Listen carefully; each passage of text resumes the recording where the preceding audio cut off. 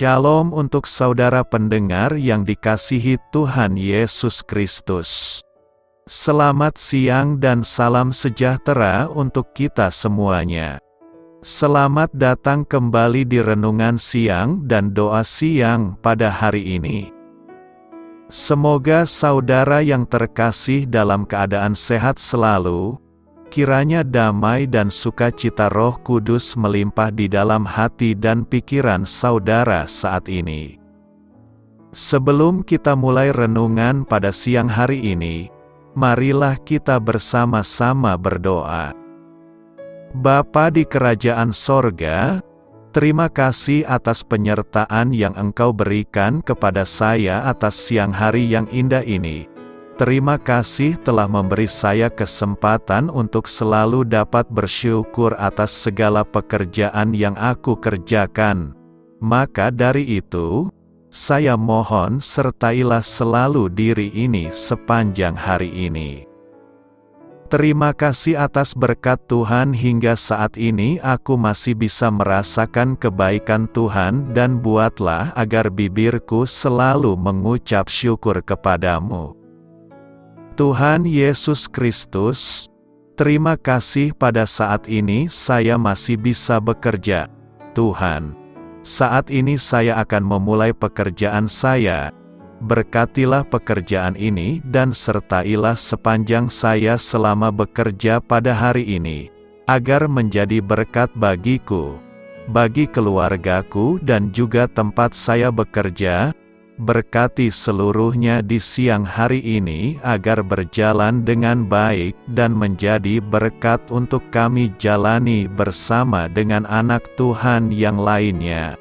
Dalam nama Tuhan Yesus, aku berdoa. Amin. Sahabat pendengar renungan saudara rohani, bacaan renungan dan ayat emas Alkitab renungan kita siang hari ini akan kita mulai dari pembacaan nats sebagai berikut. Sebab 7 kali orang benar jatuh, namun ia bangun kembali. Tertulis di dalam kitab Amsal 24 ayat 16, topik renungan kita hari ini adalah memandang ke depan. Bacaan kita pada siang ini terambil dari kitab Amsal 24 ayat 13 sampai dengan ayat 20. Anakku, makanlah madu, sebab itu baik, dan tetesan madu manis untuk langit-langit mulutmu. Ketahuilah, demikian hikmat untuk jiwamu, jika engkau mendapatnya, maka ada masa depan, dan harapanmu tidak akan hilang. Jangan mengintai kediaman orang benar seperti orang fasik. Jangan merusak rumahnya, sebab 7 kali orang benar jatuh, namun ia bangun kembali, tetapi orang fasik akan roboh dalam bencana. Jangan bersukacita kalau musuhmu jatuh, jangan hatimu beria-ria kalau ia terperosok, supaya Tuhan tidak melihatnya dan menganggapnya jahat, lalu memalingkan murkanya daripada orang itu. Jangan menjadi marah karena orang yang berbuat jahat. Jangan iri kepada orang fasik, karena tidak ada masa depan bagi penjahat. Pelita orang fasik akan padam. Ayat renungan kita ini terambil dari kitab Amsal 24 ayat 13 sampai dengan ayat 20. Kata bijak Alkitab hari ini adalah, lebih baik melihat ke depan dan bersiap diri, daripada melihat ke belakang dan berputus asa. Mari kita mulai renungan siang kita. Baiklah, mari kita mulai segmen kisah inspiratif. Saat menjabat sebagai Menteri Luar Negeri AS, Jenderal Colin Powell mendapati sebagian pidato yang disampaikannya di PBB ditulis berdasarkan informasi yang salah. Selama perjalanan karirnya yang bertahan lama dan cemerlang, pidato tersebut menjadi noda yang mencoreng perjalanan karirnya. Saya kecewa, ujarnya pada seorang pewawancara. Saya menyesal kejadian itu bisa terjadi dan berharap seandainya mereka yang mengetahui informasi itu memberitahu saya saat itu juga. tetapi saya tak dapat mengatakan apapun lagi tentang ini. Alih-alih terkurung dalam kungkungan masa lalu, Paul berkata bahwa ia memilih fokus ke depan dan tak menengok ke belakang. Kita memiliki masa lalu yang kita sesali sekarang, mungkin berupa kesalahan tak disengaja, kegagalan moral, atau keputusan bodoh. Kita berharap, seandainya semua itu tak pernah terjadi. Namun, itu terus terngiang dalam pikiran kita dan sering membuat kita jatuh. Penulis kitab Amsal berkata, "Tetesan madu manis untuk langit-langit mulutmu. Ketahuilah, demikian hikmat untuk jiwamu. Jika engkau mendapatnya, maka ada masa depan, pengharapan di masa yang akan datang, dan harapanmu tidak akan hilang." Meski masa lalu menjadi bagian hidup kita, masa lalu tak harus menentukan masa depan kita. Dengan hikmat Allah dan ampunan yang ditawarkannya, kita dapat memusatkan pikiran pada masa depan dengan penuh harapan. Penyesalan sia-sia hari-hari yang dahulu lenyap sudah dalam anugerah pengampunan Allah, ketakutan penuh rasa bersalah pun berlalu. Dan sebagai gantinya, sukacita mereka, jangan iri kepada orang jahat. Amsal 24 ayat 1 berkata, "Jangan iri kepada orang jahat, jangan ingin bergaul dengan mereka." Penulis Amsal memberikan nasihat kepada kita agar jangan iri kepada orang jahat, dan jangan bergaul dengan mereka. Penulis berbicara tentang kebijaksanaan, dan menekankan pentingnya memilih jalan yang benar, dan menjauhi jalan yang salah. Penulis Amsal menyadari bahwa bergaul dengan orang yang jahat dapat mempengaruhi pikiran dan perilaku seseorang sehingga menyeret mereka ke dalam dosa dan kesalahan. Oleh karena itu, penulis Amsal menekankan agar orang-orang tidak iri atau mengagumi orang jahat, dan juga tidak ingin bergaul dengan mereka. Penulis Amsal menegaskan bahwa orang yang jahat tidak akan membawa kebaikan atau kebahagiaan pada hidup seseorang. Sebaliknya, mereka dapat membawa kejahatan dan kesulitan, dan menarik orang ke dalam dosa dan ketidakbenaran. Dalam konteks pernyataan Amsal 24 ayat 1, penulis ingin mengingatkan pembaca untuk selalu berhati-hati dalam memilih teman atau bergaul dengan orang lain. Penulis ingin menyampaikan pesan bahwa memilih teman yang baik dan menjauhi teman yang buruk merupakan langkah penting dalam hidup yang berkelanjutan di jalan kebenaran. Menurut nas hari ini ada beberapa cara yang dapat dilakukan agar tidak iri kepada orang jahat dan tidak ingin bergaul dengan mereka. Pertama, tetap fokus pada tujuan hidup yang benar. Jangan membiarkan orang jahat atau keinginan duniawi mereka mempengaruhi tujuan hidup kita. Sebaliknya, tetap fokus pada tujuan yang benar dan jalan yang benar. Kedua, carilah teman yang baik. Bergaul dengan teman-teman yang baik dan saleh dapat membantu kita menjaga hati dan pikiran kita tetap pada jalan yang benar. Dalam Amsal 13 ayat 20, dikatakan bahwa, "Bersama-sama dengan orang bijak, engkau akan menjadi bijak. Tetapi siapa berteman dengan orang bodoh akan celaka." Ketiga, berdoa dan mengandalkan Tuhan. Dalam segala hal, kita harus selalu mengandalkan Tuhan dan berdoa untuk kebijaksanaan dan bimbingannya. Dalam Amsal 3 ayat 5-6, dikatakan bahwa, "Percayalah kepada Tuhan dengan segenap hatimu. Jangan mengandalkan akal budimu. Ajarilah jalanmu kepada Tuhan, maka segala langkahmu akan berhasil." Keempat, menjauhi orang jahat dan lingkungan yang tidak sehat.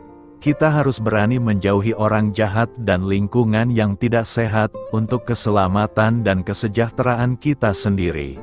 Dalam Amsal 22 ayat 3, Dikatakan bahwa orang bijak melihat bahaya dan bersembunyi, tetapi orang bodoh maju terus dan celaka. Dengan melakukan hal-hal tersebut, kita dapat menghindari perasaan iri dan ingin bergaul dengan orang jahat, dan menjaga hati dan pikiran kita tetap pada jalan yang benar. Apa yang perlu kita renungkan dari nas hari ini? Ada beberapa hal yang perlu kita renungkan, yakni: pertama, kehati-hatian dalam memilih teman. Amsal mengingatkan kita tentang pentingnya memilih teman dengan bijaksana. Teman-teman yang buruk atau jahat dapat mempengaruhi kita secara negatif, mengarahkan kita ke jalan yang salah, dan menghasilkan konsekuensi yang tidak diinginkan. Oleh karena itu, kita perlu memilih teman yang baik, yang dapat mendukung dan memperkuat iman dan hidup kita yang benar. Kedua, pengendalian emosi dan pemahaman diri. Pernyataan ini juga mengingatkan kita tentang pentingnya pengendalian diri dan pemahaman akan emosi kita sendiri. Iri hati terhadap orang jahat seringkali muncul karena perasaan tidak puas dengan apa yang kita miliki atau dengan keberhasilan mereka. Kita perlu belajar merenungkan dan mengendalikan emosi kita, serta menghargai dan bersyukur atas apa yang telah diberikan kepada kita. Ketiga, mengutamakan nilai-nilai kebenaran. Pernyataan ini mengajak kita untuk mengutamakan kebenaran dan keadilan dalam hidup kita. Kita harus memprioritaskan nilai-nilai yang sesuai dengan ajaran Tuhan dan menjauhi perilaku yang melanggar prinsip-prinsip moral dan rohani. Keempat, kesadaran akan dampak lingkungan. Amsal mengingatkan kita tentang dampak lingkungan dan pergaulan terhadap hidup kita. Bergaul dengan orang jahat dapat membawa kita ke dalam jalan yang salah dan menghancurkan kehidupan rohani kita. Oleh karena itu, kita perlu menjaga dan memilih lingkungan yang sehat, yang dapat mendukung pertumbuhan dan kebaikan kita. Kelima, kepercayaan dan ketergantungan pada Tuhan. Dalam semua hal ini, kita perlu mempercayai Tuhan dan mengandalkannya.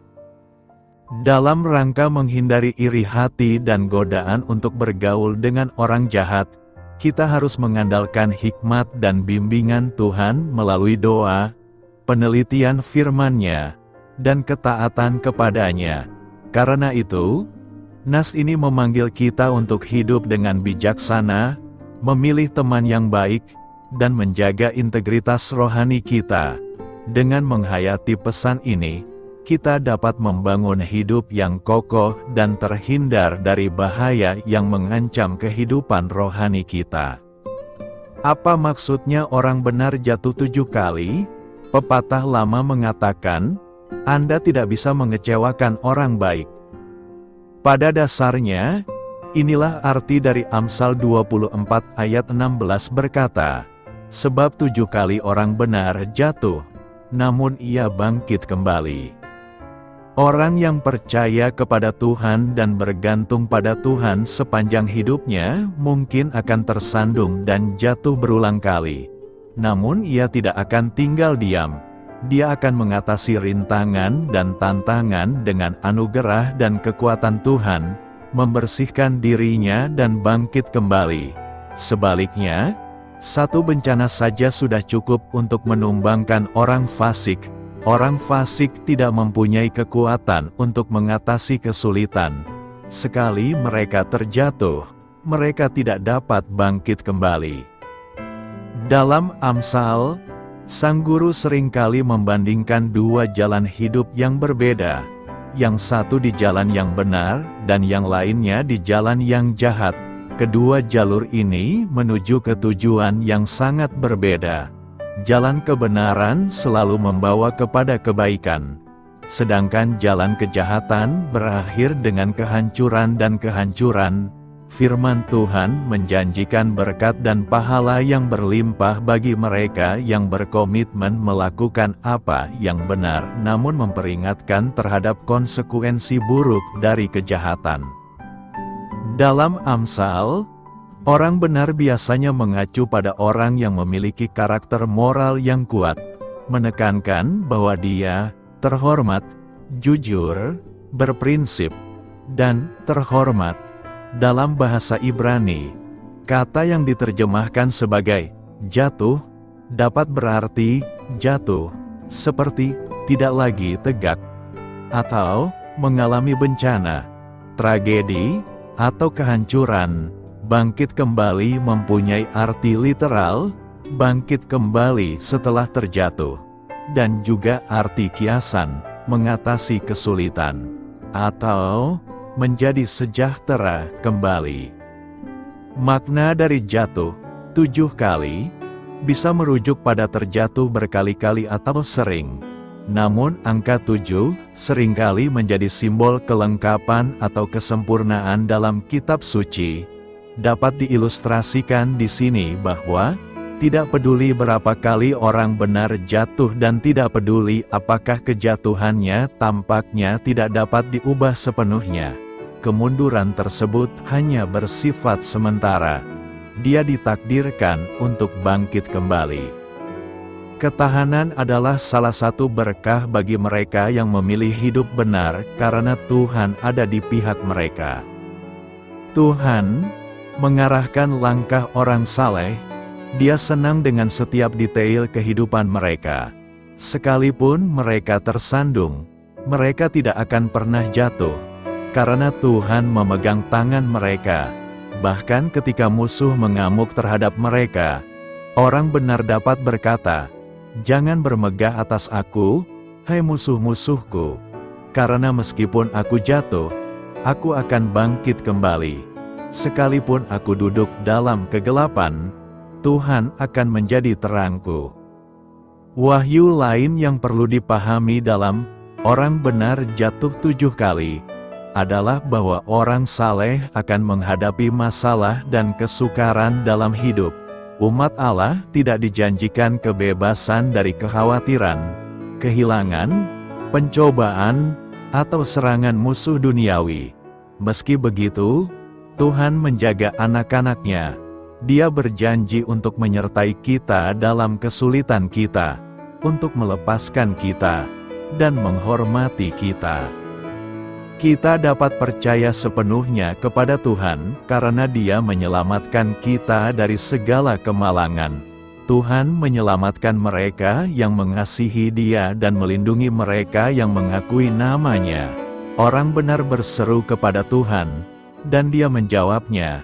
Kita mungkin terjatuh 7 kali, namun Tuhan mendengar tangisan kita.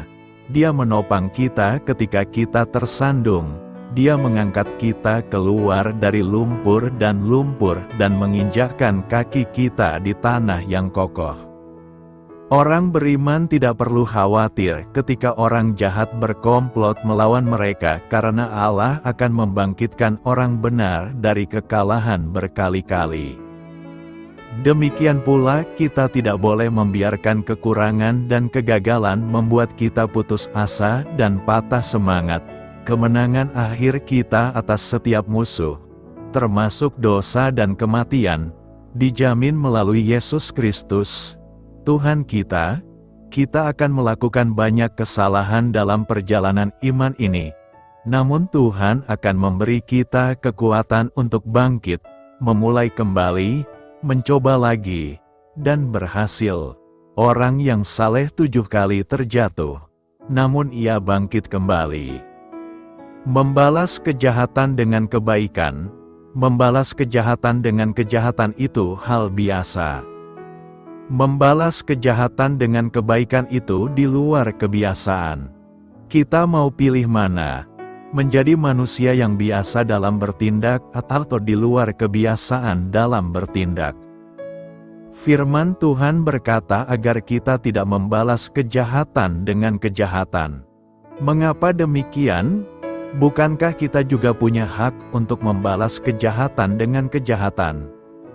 Memang benar, tetapi Tuhan Yesus sendiri telah memberikan teladan, bahwa Ia tidak membalas kejahatan dengan kejahatan. Karena jika Ia membalas kejahatan dengan kejahatan, maka ia tidak akan mati di kayu salib, dan tidak akan ada penebusan dosa bagi manusia. Tidak ada keselamatan di dalam namanya. Tuhan ingin agar sedapat mungkin kita hidup dalam perdamaian dengan semua orang, dan melakukan apa yang baik bagi semua orang. Tuhan Yesus sendiri berkata bahwa, "Berbahagialah orang yang membawa damai, karena mereka akan disebut anak-anak Allah." Kita sendiri sering mengaku bahwa kita adalah anak-anak Allah. Tetapi apakah kita sudah benar-benar membawa damai? Untuk mampu membalas kejahatan dengan kebaikan, maka kita harus menjadi tipe manusia yang di atas rata-rata. Apa maksudnya ini? Di dunia ini ada 3 tipe manusia, yakni: tipe pertama adalah manusia yang dengan setia menghiasi dan mengisi hidupnya dengan sikap-sikap yang pasif. Mereka mengetahui bahwa ada nilai-nilai kebaikan dan kebenaran yang di dalamnya kemuliaan Tuhan terpancar. Namun, mereka lebih memilih diam, atau pasif dan selalu menunda untuk melakukan nilai-nilai kebaikan dan kebenaran itu. Mereka kerap menyaksikan atau melihat secara langsung akan kehadiran nilai-nilai kebaikan dan kebenaran hadir di dalam dunia ini. Hanya saja tidak ada respons dari tiap-tiap mereka. Tipe kedua adalah mereka yang melakukan berdasarkan apa yang sesuai dengan harapan dan kepentingan pribadi mereka. Mereka hanya akan berbuat baik dan melakukan kebenaran jika orang lain sanggup memberikan keuntungan yang lebih besar dari apa yang mereka telah lakukan. Jika tidak, maka mereka akan memilih diam dan membiarkan semuanya berjalan secara alami. Sifat alami yang dimaksud di sini adalah lebih menyangkut kepada keuntungan pribadi. Maksudnya adalah mereka hanya akan memberikan pertolongan jika yang ditolong memenuhi kapasitas atau kriteria untuk melakukan hal lebih dari yang mereka perbuat. Misalnya, mengharapkan imbalan saat memberikan pertolongan, atau memberi supaya juga diberi secara lebih.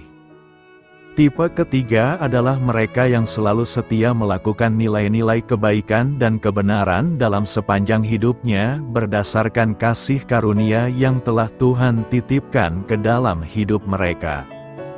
Mereka melihat bahwa melakukan semuanya itu adalah sebagai ekspresi dan bukti imannya kepada Tuhan.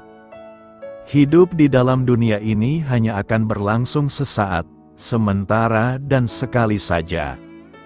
Semuanya itu adalah kesempatan untuk berkarya, melakukan apa yang pantas dan dapat dilakukan olehnya. Karena jika tidak dimanfaatkan dengan baik, maka waktu ini akan berlalu secara sia-sia, dan ia tidak akan pernah kembali saat semuanya telah berlalu. Inilah konsep yang mereka tanamkan dalam hidup mereka. Mereka memahami bahwa hidup ini tidaklah lebih dari anugerahnya semata.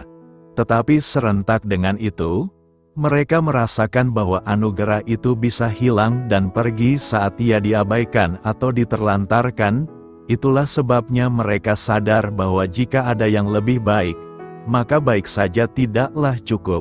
Atau, jika ada musuh, maka mengasihi orang yang telah mengasihi kita saja tidaklah cukup. Dari ketiga tipe manusia di atas, hanya tipe yang ketigalah yang mampu memenuhi kriteria untuk membalas kejahatan dengan kebaikan.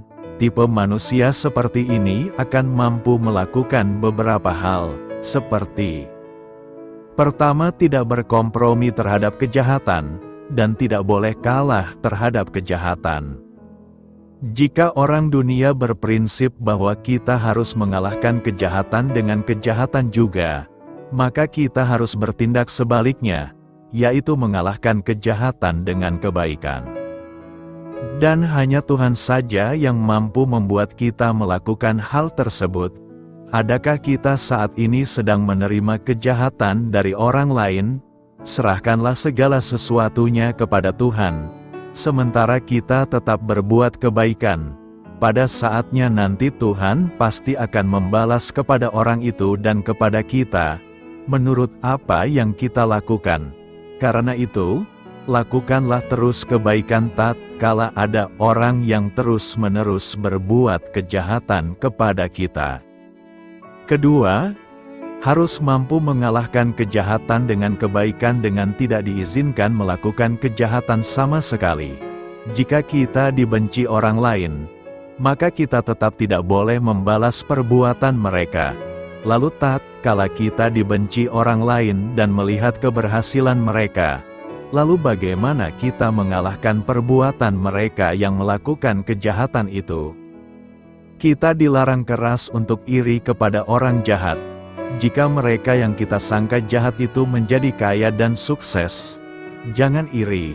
Sesekali kita iri, maka kita terjebak pada kejahatan. Kita harus fokus terhadap urusan hati kita sendiri. Apa yang terjadi, celaka atau gembira, pada orang jahat seharusnya tidak langsung kita nilai sebagai musibah atau keberuntungan.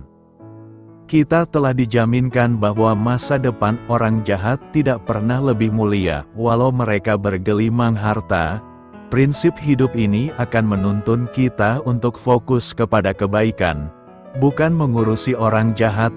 Nasihat seorang ayah kepada putri kesayangannya, jika ada orang menjahatimu, itu bukan urusanmu. Urusanmu adalah berbuat baik kepada semua orang. Perikope khotbah hari ini memberikan beberapa nasihat yang harus kita lakukan dalam rangka membalas kejahatan dengan kebaikan, yakni: pertama, kasihilah musuhmu. Berbuatlah baik kepada orang yang membenci kamu. Secara empiris, mengasihi musuh dan berbuat baik kepada orang-orang yang membenci kita mudah diucapkan. Siapa saja, baik itu pendeta, hamba Tuhan, pelayan firman Allah, mereka, atau kita, setiap orang dapat dengan mudah mengatakannya, di mana saja, kepada siapa saja dan kapan saja. Namun demikian, dalam praktiknya, seseorang mengalami kesulitan untuk melakukannya. Bahkan, boleh jadi ia tidak dapat melakukannya karena berbagai alasan akar pahit, dendam, benci, iri hati, tinggi hati, sombong, congkak, angkuh, keras kepala, keras hati, emosi dan sebagainya. Kedua, berdoalah bagi orang yang mencaci kamu. Dalam ayat 28 dikatakan, agar kita meminta berkat bagi orang yang mengutuk kita lalu berdoalah untuk mereka, yaitu orang-orang yang mencaci maki kita. Secara tersirat, nas ini mendidik, mengajar dan mengingatkan kita, agar hendaknya kita berdoa dan berdoa bagi musuh-musuh kita, supaya kita mendoakan mereka sadar dan berhenti berbuat dosa dan pelanggaran. Lalu kemudian mendengarkan firman-Nya, bertobat dan datang bersujud menyembah Dia. Ketiga, barang siapa menamparkan pipimu yang satu, berikanlah juga kepadanya pipimu yang lain. Sikap ini menunjukkan kerelaan mengalami penderitaan demi melawan kejahatan. Jika orang menamparkan pipi-pipi kita, maka hendaklah kita memberikan juga kepadanya pipi kita yang lain. Kemudian, jika seseorang mengambil jubah mereka, maka biarkan ia mengambil baju mereka pula. Keempat, berilah kepada setiap orang yang meminta kepadamu. Di sini, melalui firman-Nya ini, Tuhan Yesus mendidik, mengajar dan menasihati kita agar hendaknya kita memiliki hati yang legowo, hati yang tulus dan ikhlas. Berikanlah dengan tulus dan ikhlas kepada setiap orang yang meminta kepada kita. Kemudian, janganlah kita meminta kembali kepada orang yang mengambil kepunyaan kita atau harta milik kita. Kelima, jika kita kehendaki supaya orang perbuat kepada kita, perbuatlah juga demikian kepada mereka. Didikan, ajaran dan nasihat dari Tuhan Yesus yang berikut ini juga tak mudah dilakukan. Tuhan Yesus mendidik, mengajar dan menasihati kita bahwa apabila kita menghendaki supaya orang berbuat baik kepada kita, maka berbuatlah yang baik, lebih baik dan sangat baik lebih dahulu kepada mereka. Alkitab juga mengatakan bahwa jikalau kita mengasihi orang yang mengasihi kita, lantas apakah kebaikan kita? Tuhan mengingatkan kita bahwa orang-orang berdosa pun mengasihi orang-orang yang mengasihi mereka. Jadi apa bedanya? Demikian dinyatakan oleh firman-Nya dalam kitab Injil Lukas 6 ayat 33, yang berbunyi, "Dan jikalau kamu mengasihi orang yang mengasihi kamu, apakah jasamu? Karena orang-orang berdosa pun mengasihi juga orang-orang yang mengasihi mereka." Keenam, orang-orang berdosa pun berbuat demikian. Lagi-lagi, Tuhan Yesus mengingatkan kita bahwa apabila kita berbuat baik kepada orang yang berbuat baik kepada kamu, apakah jasa kita? Apakah kebaikan kita? Sebab semua orang berdosa pun ada kalanya berbuat baik kepada orang-orang yang berbuat baik kepadanya. Sehubungan dengan itu, baca dan perhatikanlah firman Tuhan yang dicatat dalam kitab Injil Lukas 6 ayat 33. Tuhan berfirman, "Sebab jikalau kamu berbuat baik kepada orang yang berbuat baik kepada kamu, apakah jasamu? Orang-orang berdosa pun berbuat demikian." Lalu, dalam ayat 34, firman Tuhan berbunyi, "Dan jikalau kamu meminjamkan sesuatu kepada orang, karena kamu berharap akan menerima sesuatu daripadanya, apakah jasamu?" Orang-orang berdosa pun meminjamkan kepada orang-orang berdosa, supaya mereka menerima kembali sama banyak. Jadi, menurut ayat firman Tuhan ini, apabila kita meminjamkan sesuatu kepada orang lain, lalu kita berharap akan mendapat sesuatu daripadanya, maka apakah jasa kita? Hendaklah kita jangan berharap apapun juga daripadanya, sebab orang-orang berdosa pun juga meminjamkan sesuatu kepada orang-orang berdosa. Dengan demikian, mereka akan menerima kembali sama banyak. Ketujuh, kasihilah musuhmu dan berbuatlah baik kepada mereka. Sungguh, Tuhan Yesus mengingatkan kita, agar hendaknya kita mengasihi musuh kita. Hendaklah kita menaruh belas kasihan kepada orang yang memusuhi kita. Hendaklah kita menyayangi orang-orang yang berbuat jahat kepada kita. Berbuatlah baik, lebih baik, dan sangat baik kepada mereka. Lalu pinjamkan dengan tulus hati dan tidak mengharapkan balasan. Sebab, upahmu akan besar di kerajaan sorga. Renungkan, apa yang hendak kita lakukan dalam menjalani kehidupan kita pada hari ini. Pertama, hindarilah hidup yang membalas kejahatan dengan kejahatan, tetapi balaslah kejahatan dengan kebaikan. Banyak bentuk kejahatan yang muncul di tengah-tengah aktivitas dan hidup keseharian kita, baik di lingkungan keluarga, lingkungan kerja maupun lingkungan bermasyarakat. Tanpa kita sadari, pengaruh lingkungan bisa saja membuat kita berperilaku yang sama dalam menyikap segala yang terjadi. Mengantisipasi kondisi tersebut, kita kembali diingatkan untuk tetap menjaga sikap dan kualitas hidup orang-orang Kristen supaya tidak serupa dengan orang-orang yang belum mengenal Kristus. Tidak membalas kejahatan dengan kejahatan adalah bukti sikap yang semakin bertumbuh dan semakin kuat dalam kasih kepada Tuhan dan bagi sesama, semakin melimpah dalam kasih, sehingga mampu mengampuni dan memberi bagi orang lain.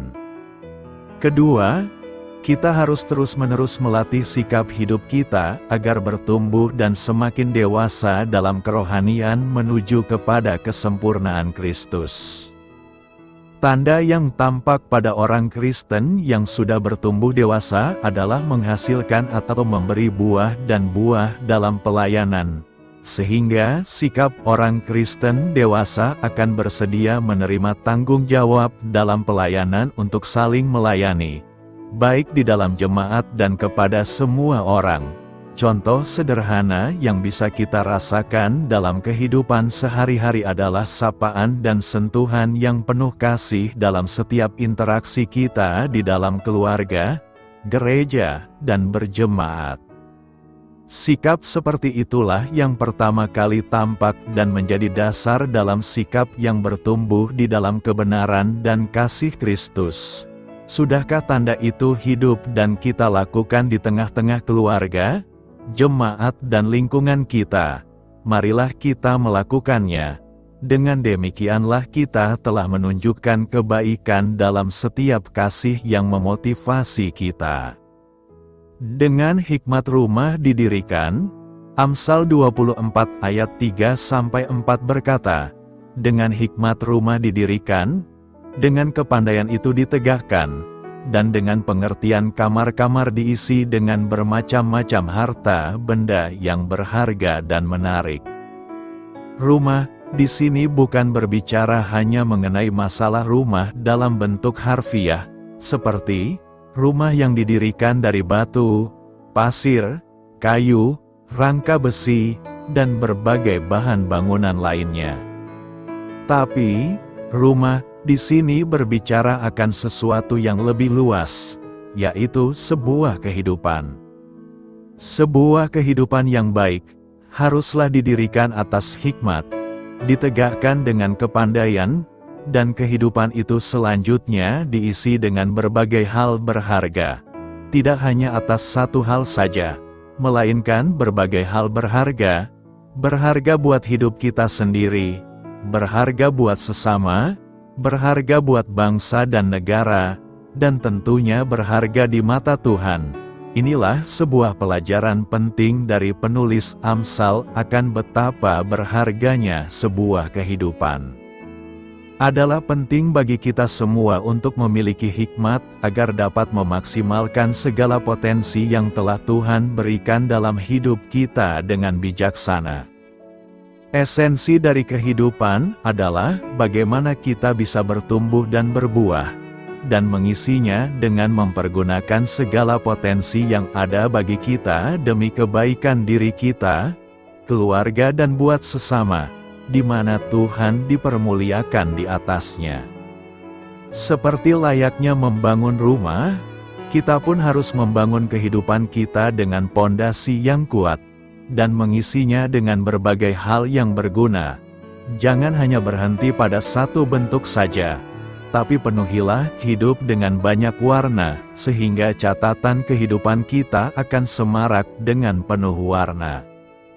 Penulis Amsal sedang menggambarkan bagaimana orang percaya mengisi dan merestorasi kehidupan pribadi dan rumah tangganya, yang diumpamakan seperti orang yang sedang membangun sebuah rumah, dimulai dengan sebuah perencanaan yang matang, dilanjutkan dengan proses pembangunan, penyelesaian, hingga kemudian mengisinya dengan barang-barang yang berharga dan menarik. Sebuah rumah biasanya memiliki kamar tidur, dapur dan kamar mandi. Mungkin ada pula yang dilengkapi dengan sedikit taman, teras dan ruang-ruang lainnya. Semuanya tentu dilengkapi dengan perabotannya masing-masing. Sebuah kamar tidur misalnya, tidak akan lengkap tanpa kasur dan lemari pakaian. Sebuah dapur, apabila tidak dilengkapi dengan kompor atau tempat mencuci piring, tentunya akan terlihat janggal, bukan? Sekarang mari bayangkan seandainya sebuah rumah hanya diisi dengan hal-hal yang sama semuanya.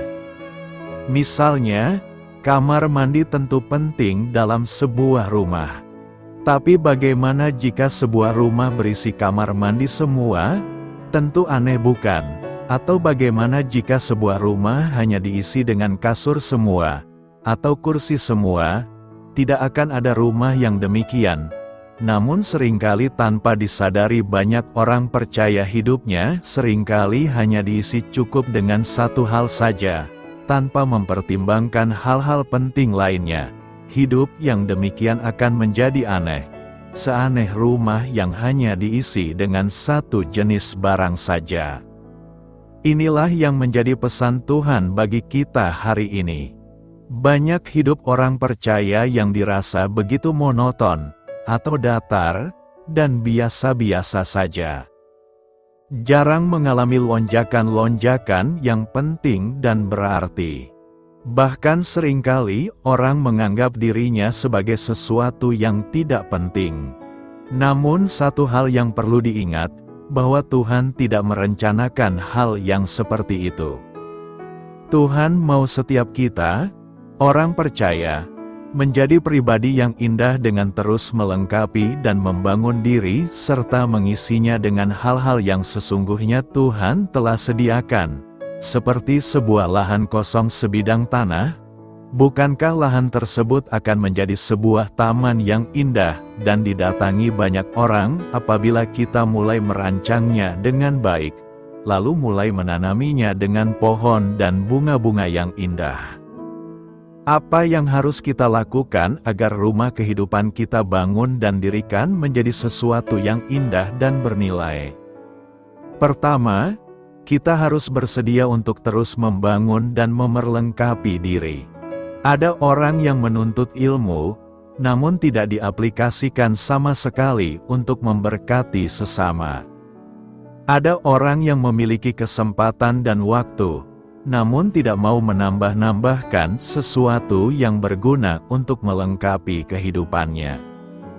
Ada orang-orang yang setiap hari mengambil keputusan, namun enggan bersekutu kepada Tuhan untuk memohon hikmat dan tuntunan. Sebagai manusia, kita semua sesungguhnya telah dilengkapi Tuhan secara khusus dengan berbagai talenta, karunia dan kemampuan tersendiri yang tentunya bisa kita aktifasi dan pakai dalam kehidupan kita untuk memberkati sesama dan memuliakan Tuhan.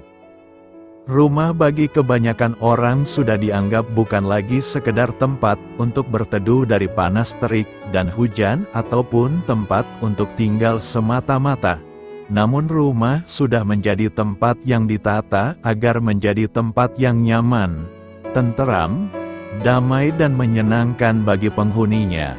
Artinya, sebuah rumah yang dimaksud penulis Amsal ini selain menekankan sisi perencanaannya, juga menekankan isi dan suasana serta penataan dan pemilihan hal-hal apa yang selanjutnya akan diisikan ke dalamnya.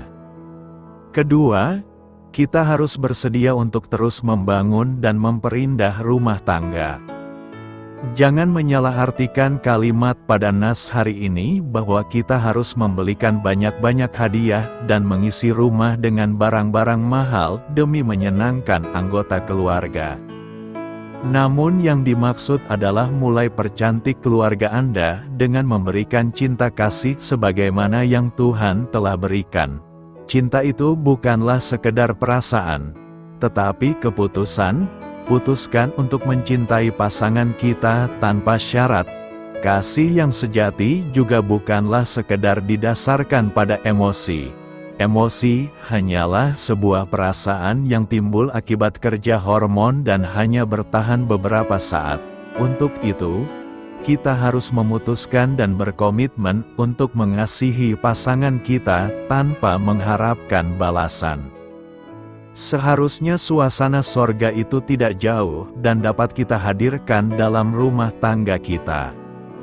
Mulai dengan menanamkan pentingnya firman Tuhan dalam keluarga kita, sehingga kita memiliki anak-anak yang takut akan Tuhan. Sebagai pasangan, kita perlu mengenali kebutuhan dasar pasangan kita. Kasih itu dimulai dengan memenuhi kebutuhan dasar pasangan kita. Melalui itu, anak-anak dapat melihat contoh nyata dari kasih yang ada pada orang tua mereka. Lewat hal ini, dapat tercipta atmosfer sorgawi dan keluarga kita dapat menjadi dampak yang baik bagi keluarga-keluarga yang lain. Karena itu, dirikanlah sebuah kehidupan yang berharga setiap hari di rumah kita masing-masing. Selamat berkarya untuk Tuhan. Selamat memulai karya dalam minggu ini untuk Tuhan. Doa saya menyertai saudara sekalian. Saya memberkati Anda agar sewaktu Anda mencarinya dari Dia, Bapa Surgawi Anda akan memberikan bagi Anda roti harian Anda. Dalam nama Yesus Kristus, Tuhan yang berkuasa atas alam semesta dan menuntun kita kepada iman yang menyelamatkan, Tuhan Yesus menyertai senantiasa. Tuhan memberkati. Amin.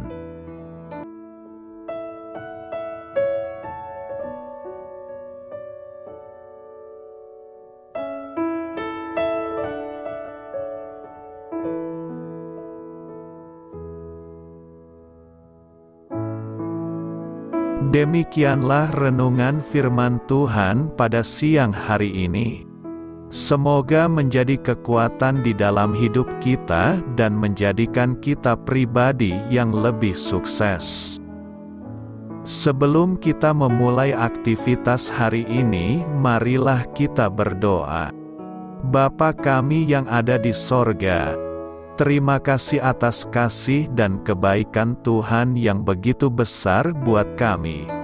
Tuntunlah perbuatanku agar di sepanjang hari ini saya bisa bekerja sebaik-baiknya, tidak pernah jemu menolong sesama, selalu ramah dan tahu terima kasih, menghayati iman dan mengamalkannya dengan sekuat tenagaku.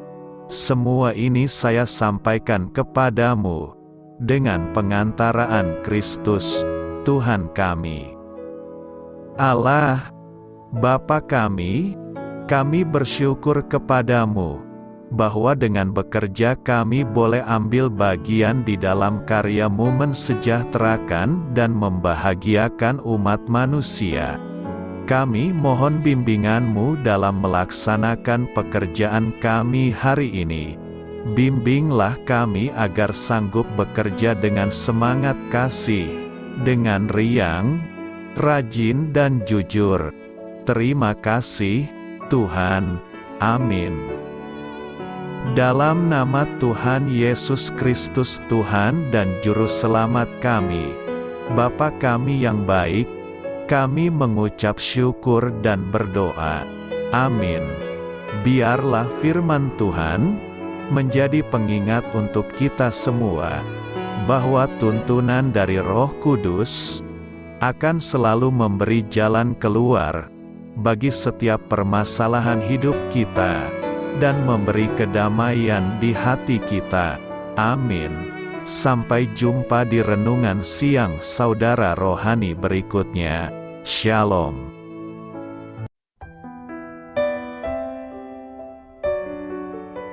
Halo untuk semua pendengar saudara rohani yang terkasih di dalam nama Tuhan Yesus Kristus dimanapun berada.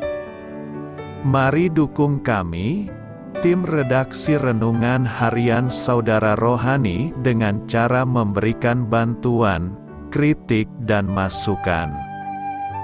Saudara dapat memberikan masukan melalui kolom komentar di bawah atau mengirim kepada kami langsung melalui email yang tertera di layar Anda, saudararohani@gmail.com.